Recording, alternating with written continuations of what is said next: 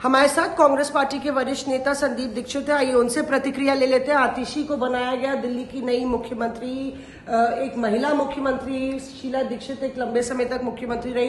क्या आपको लगता है सराहनीय कदम है या फिर डमी सीएम है? नहीं, डमी सीएम है, इसमें और कुछ नहीं है। देखिए, वो आतिशी बने कोई बने, आम आदमी पार्टी का जो चरित्र है वो एक व्यक्ति चलाता है, वही नीतियां बनाता है, वही उसकी सारी, मैं तो उसको बिजनेस हाउस कहता हूं, पॉलिटिकल हाउस कम कहता हूं, पूरी बिजनेस डील भी वही करता है।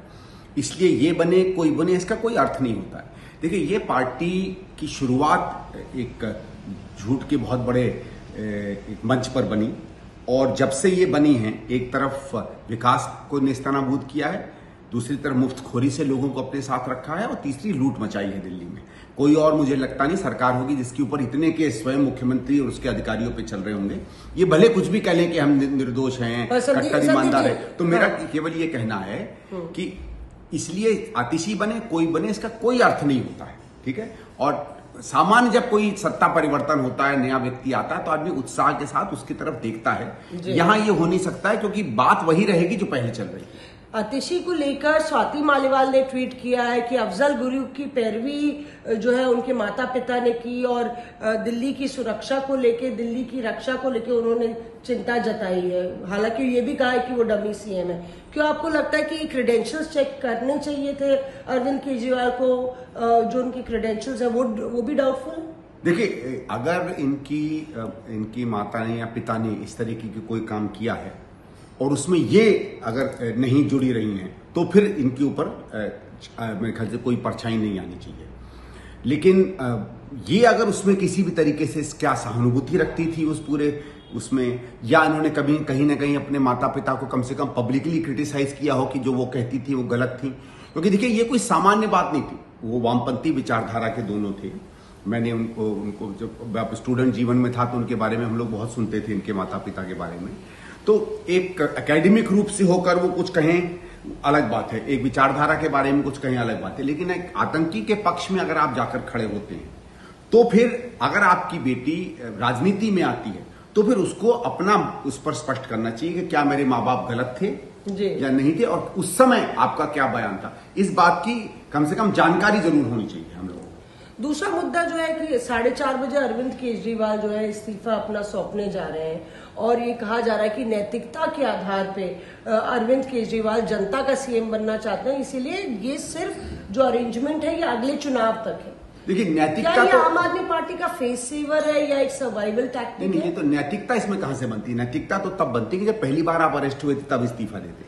अभी देखिए परिस्थिति क्या है। इनको जब बेल मिली तो बेल की क्या कंडीशन है आप ये देखिए। बेल मिलती है हेमंत सोरेन को, कोई कंडीशन नहीं लगाई जाती। इन्हें जब बेल मिलती है तो वही सुप्रीम कोर्ट बेल देते समय कहता है कि आप फाइलें साइन नहीं कर सकते, आप कुर्सियों पे नहीं बैठ सकते, आप दफ्तर नहीं जा सकते। यानी हमारे पे कोई विश्वास नहीं है कि आप सीएम बनने लायक हो।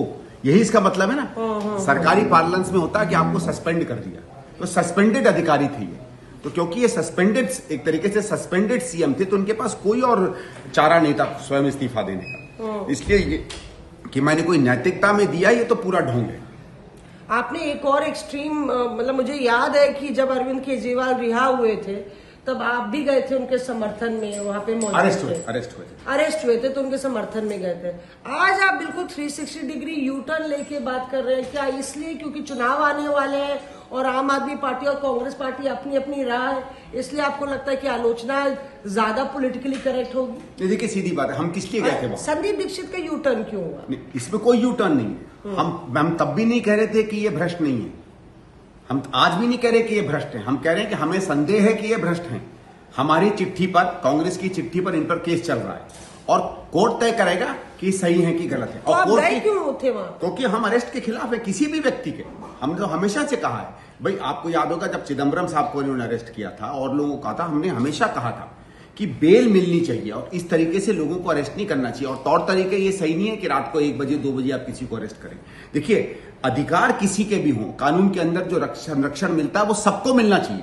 वो बाद में चाहे अपराधी डिक्लेयर हो या ना डिक्लेयर हो, क्योंकि ये कानून आप पर भी अप्लाई करेगा, मुझे भी अप्लाई करेगा। कल को मुझे भी पकड़ के कोई बंद कर सकता है अगर मेरा कोई अपराध था या नहीं था, संदेह के इसी पे। उस कारण से हमने तब भी, अगर आपने देखा होगा टीवी पे मैंने जितने बयान दिए, जब ये पूछा गया कि क्या आप मानते हैं कि वो निर्दोष है, मैंने कहा मैं ये नहीं मानता हूं, ये कोर्ट तय करेगा। हमारा काम था और विपक्ष के रूप में संदेह था कि भ्रष्टाचार हुआ है, हम संदेह ले गए एलजी के पास, एलजी ने केस किया, पुलिस को लगा कि इसमें कुछ है, प्राइमा फेसी जो कहते हैं, उन्होंने उस पर केस किया, केस चल रहा है, कोर्ट तय करेगा, आज नहीं, कल नहीं, 10 साल बाद, 20 साल बाद, जब भी समय बनेगा।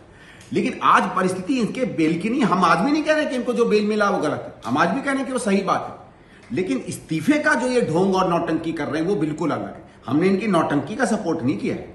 शुक्रिया हमसे बात करने के लिए। यहाँ पे संदीप दीक्षित अपनी बात रखते हुए। मौसमी सिंह, दिल्ली आज तक।